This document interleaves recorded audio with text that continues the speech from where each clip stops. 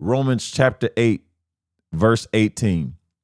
For I consider that the sufferings of this present time are not worthy to be compared with the glory that is to be revealed in us. All right. I want you to get this.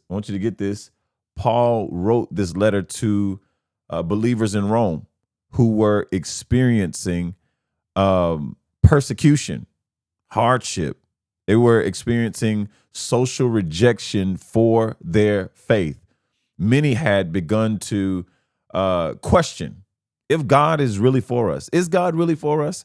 And I'm sure that could very well be the mindset of some of those Nigerian brothers and sisters that are dealing with insane, increased pressure of persecution happening right now. If God is for us, why is life so hard? And I'm pretty sure that's what a lot of people think. Even those of us that are here in the U.S., we could think, hey, why are we going through so much if God is for us? Why is life so hard? Why is it hard? I don't get it. Why is it so difficult? If he's for us, why is it so difficult? Paul answers. He answers this question. He answers not by minimizing pain, but by reframing it. He reframes it. Paul is so clever. Paul is so anointed. Paul is so used by God because he reminds them that every ounce of suffering has eternal weight. Every ounce of suffering has eternal weight. That's right. It has eternal weight. Come on, can you put that in the chat? That every ounce of suffering has eternal weight. Every ounce of suffering has eternal weight. In the first century Roman world, suffering was seen as shameful, especially public hardship. Yet Paul flips that idea. He teaches that suffering is not a sign of God's absence of his active formation. It's not, get this, it's not an absence, but of his active formation. Get that. Pain can be the birthplace of purpose. Pain can be the birthplace of what he needs to pull out of you so that you can reach more people. Pain is a birthplace for purpose so that you can truly see that you belong to him. Glory grows through endurance. The glory that is to be revealed in us is only leading to the final boss moment. It's leading to the finale. The glory that is getting ready to be revealed to us. That's what it's leading to. So you have to embrace it and understand that glory grows from endurance. The weight of your struggle produces spiritual muscle. This was so profound to me because it's like everything else. And going to the gym, you understand that the heavier the weight, the more your muscles form. The heavier the weight. Before I went to basic training, I was doing probably on a bench, I was doing 35-pound dumbbells to probably 50. But when I went to, after basic, I went to AIT and I was working out with some young guys. Well, one particular, he's a wrestler and he's a college wrestler. And I was just challenging myself to do what he did. So, and here's the thing, there was only, I believe it was 35 in the gym in the barracks in AIT. There was, the highest weight was 90 pounds. And then the lowest weight was like 20, 35 and 40, maybe. Those are the only weights they had. And so the reason why I'm saying this is because I was forced to lift way heavier than I intended because I knew that I would not be able to form, my arms would not form, or my body would not form into what I needed it to be unless I went heavier. And so I'm saying that to tell you this morning that the more suffering that you go through, that you not just go through, but endure, because even in those workouts, I had to endure. I can't quit because it's heavy. But it was producing actual physical muscle.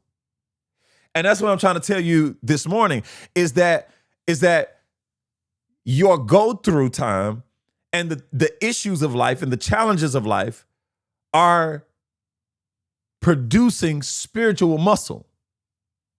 According to 2 Corinthians chapter 4, verse 17. It is producing spiritual muscle. The weight of your struggles, the weight of your circumstance, the weight of your trial produces spiritual muscle. It is. I want you to understand this too. The Lord doesn't waste anything. He doesn't waste anything. Even the things that hurt you become holy when you surrender them to him.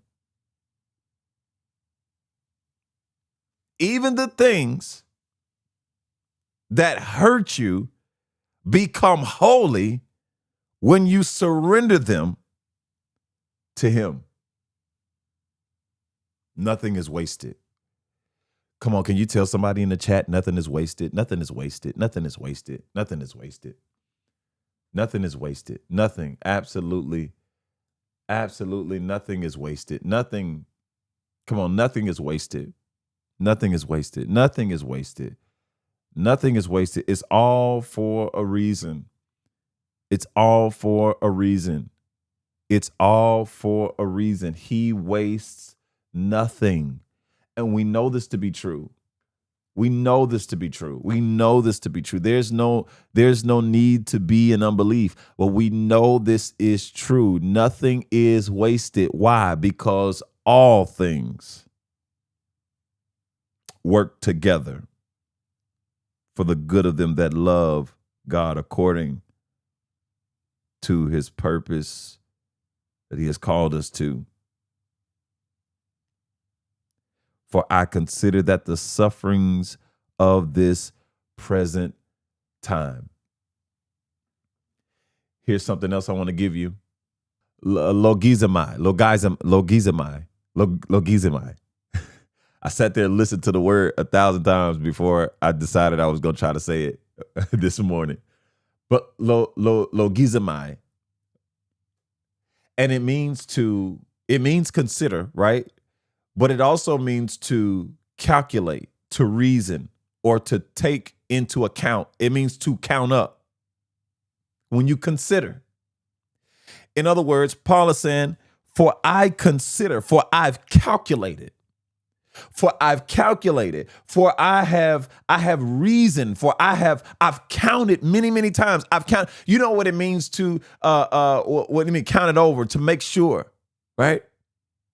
I went back and I kept counting it over and over again to make sure this is correct. I went back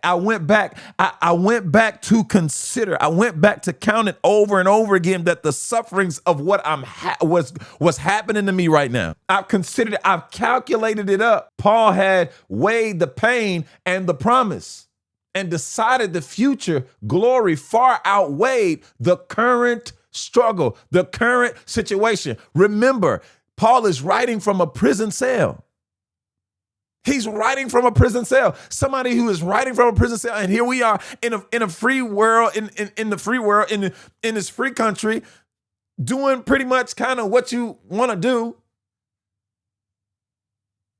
And Paul says, I have considered that my current circumstance, I'm being locked up for, watch this, he's locked up for preaching the gospel. He said, I've calculated since I've been in here. I've calculated the fact that I'm in here And not only that, but that this is good for me. This can't even compare. It's not worthy to even put it up against anything else.